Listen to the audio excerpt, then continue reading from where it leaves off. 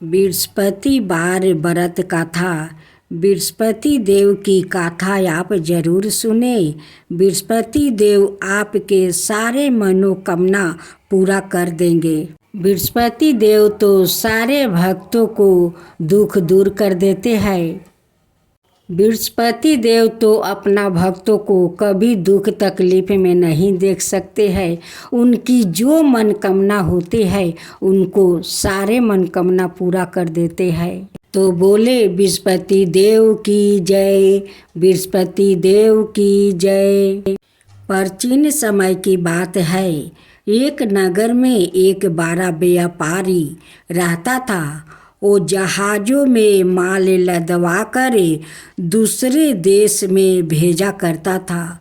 वो जिस प्रकार अधिक धन कमाता था उसी प्रकार जी खोलकर दान भी करता था।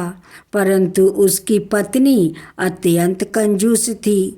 वो किसी को एक दमड़ी भी नहीं देने देती थी, नहीं खुद दान पुण्य करती थी और नहीं अपना पति को दान करने देती थी।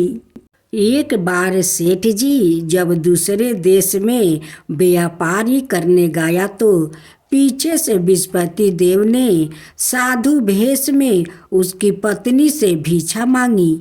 व्यापारी की पत्नी बृहस्पति देव से बोली, हे साधु महाराज, मैं इस दान और पुण्य से तंग आ गई हूँ।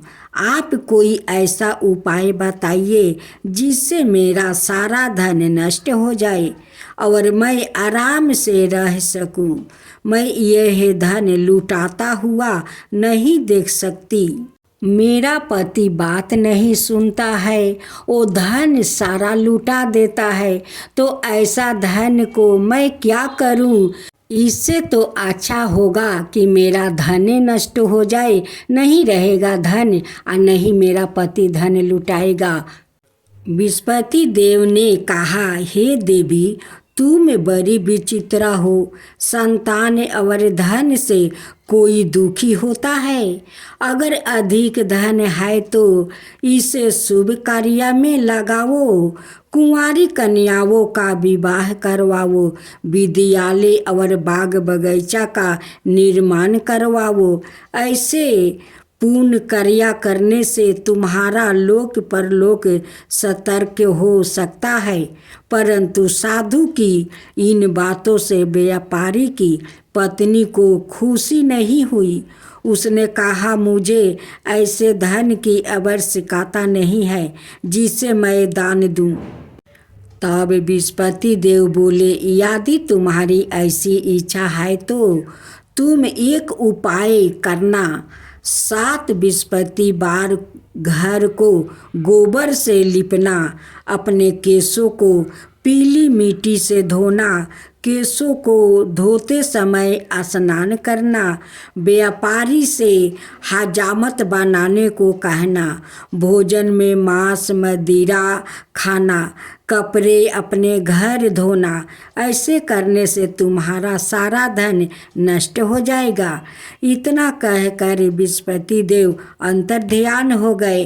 व्यापारी की पत्नी ने बृहस्पति देव के कहे अनुसार 7 बृहस्पतिवार वैसे ही करने का निश्चय किया। केवल 3 बृहस्पतिवार बीते थे कि उसकी समस्त धन संपत्ति नष्ट हो गई और वो परलोक सिधार गई। जब व्यापारी वापस आया तो उसने देखा कि उसका सब कुछ नष्ट हो चुका है। उस व्यापारी ने अपनी पुत्री को संताना दी और दूसरे नगर में जाकर बस गया। वहाँ वो जंगल से लकड़ी काट कर लाता और शहर में बेचता। इस तरह वो अपनी जीवन व्यतीत करने लगा। एक दिन उसकी पुत्री ने दही खाने की इच्छा प्रकट की, लेकिन व्यापारी के पास दही खरीदने के पैसा नहीं था। वो अपनी पुत्री को आश्वासन देकर जंगल में लकड़ी काटने चला गया। वहाँ एक वृक्ष के नीचे बैठा अपनी पूरब दशा पर विचार कर रोने लगा। उस दिन बृहस्पतिवार था। तब वहाँ बृहस्पति देव साधु के भेष में सेठ के पास आए और बोले, हे मनुष्य, तू इस जंगल में किस चिंता में बैठा है? तब व्यापारी बोला, हे महाराज, आप सब कुछ जानते हैं। इतना कहकर व्यापारी अपनी कहानी सुना कर रो पड़ा। बृहस्पति देव बोले, देखो बेटा, तुम्हारी पत्नी ने बृहस्पति देव का अपमान किया था, इसी कारण तुम्हारा यह हाल हुआ है। लेकिन अब तुम किसी प्रकार की चिंता मत करो। तुम गुरुवार के दिन बृहस्पति देव का पाठ करो। 2 पैसे के चने और गुड़ को लाकर जल के लोटे में शक्कर डालकर वो अमृत और प्रसाद बनाओ।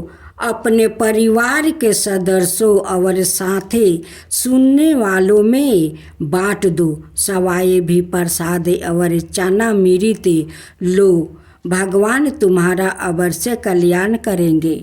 साधु की बात सुनकर व्यापारी बोला, महाराज, मुझे तो इतना भी नहीं बचता कि मैं अपनी पुत्री को दही लाकर दे सकूं। इस पर साधु जी बोले, तुम लकड़ियाँ शहर में बेचने जाना। तुम्हें लकड़ियाँ के दाम पहले से चौगुने मिलेंगे, जिससे तुम्हारे सारे कार्य सिद्ध हो जाएंगे।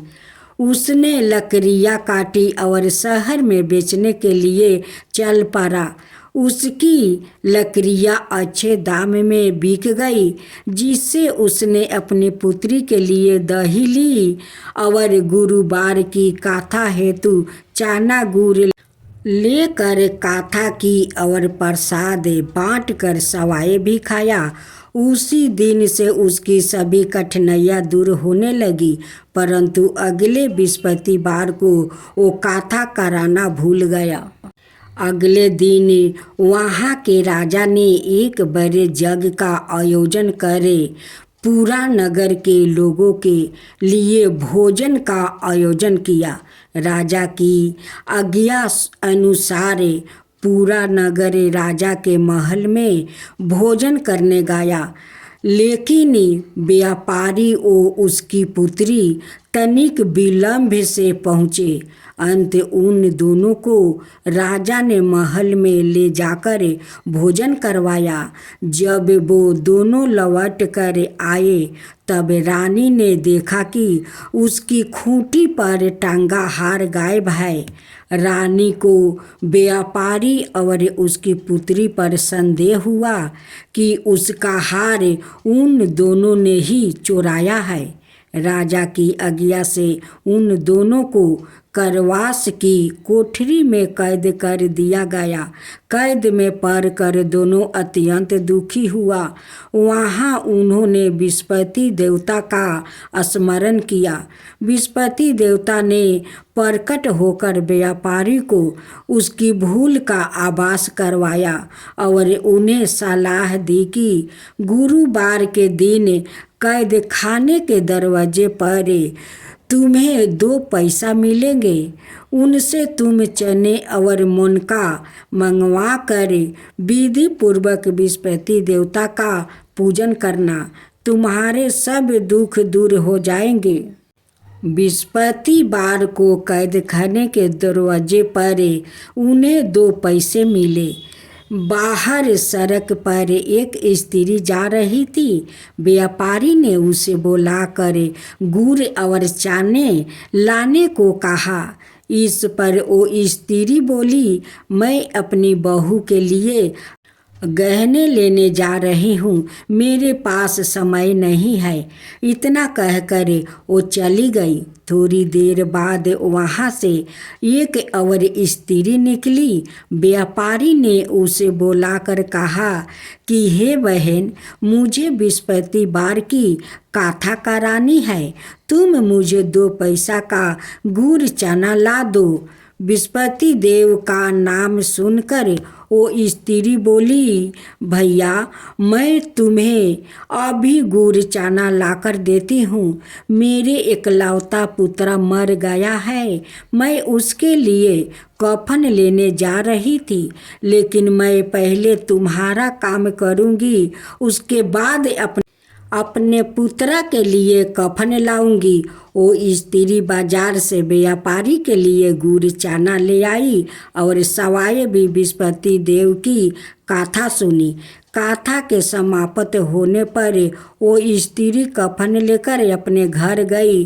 घर पर लोग उसके पुत्र की लाश को राम राम सत्य है कहते हुए शमशान ले जाने की तैयारी कर रहे थे। स्त्री बोली, मुझे अपने बेटे का मुख देख लेने दो। अपने पुत्र का मुख देख कर उस स्त्री ने उसके मुंह में प्रसाद और चनामृत डाल दिया। प्रसाद और चनामृत के प्रभाव से वो पुनर्जीवित हो गया।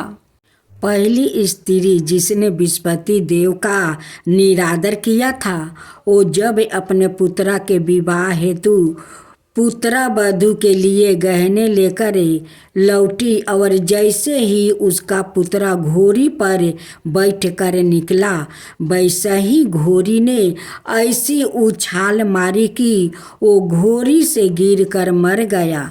यह देख स्त्री रो रो कर बृहस्पति देव से क्षमा याचना करने लगी।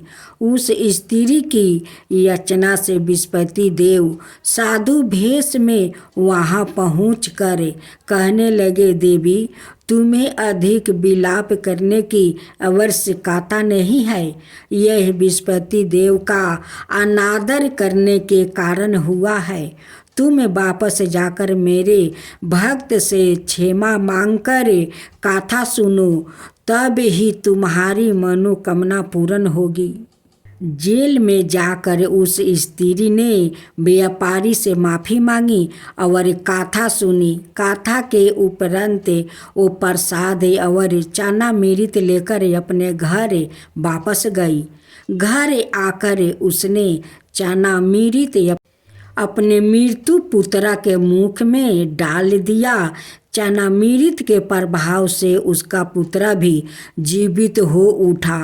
उसी रात बृहस्पति देव राजा के सपने में आए और बोले, हे राजन, तूने जिस व्यापारी और उसके पुत्री को जेल में कैद कर रखा है वो बिल्कुल निर्दोष है। तुम्हारी रानी का हार वही खूंटी पर टंगा है। दिन निकला तो राजा रानी ने हार खूंटी पर लटका हुआ देखा। राजा ने उस व्यापारी और उसकी पुत्री को रिहा कर दिया और उन्हें आधा राज्य देकर उसकी पुत्री का विवाह उचित कुल में करवा कर दहेज में हीरे जवाहरात दिया। बृहस्पति देव, जैसे आपने उस व्यापारी पर कृपा किया वैसा ही सबका ऊपर कृपा कीजिए। जो आपका गाथा कहे, जो हुंकार भरे, उन सब का ऊपर कृपा करना है बृहस्पति देव। बृहस्पति देव की जय हो, बृहस्पति देव की जय हो। अब बृहस्पति देव की आरती सुने। ओम जय बृहस्पति देवा, जय बृहस्पति देवा, चीनी चीनी भोग लगाऊं के दली फल मेवा। ओम जय बृहस्पति देवा, तुम पुराण परमात्मा, तुम्हें अंतर्यामी, जगतपति जगदीश्वरे, तुम सबके स्वामी। ओम जय बृहस्पति देवा, चनामृति निज निर्मल सबे पातक हरता, सकल मनोरथ दायक कृपा करो भक्तो। ओम जय बृहस्पति देवा, तन मन धन अर्पण करे, जो जन शरण पारे, प्रभु पर कट तब हो करे आकर दुआरे खरे।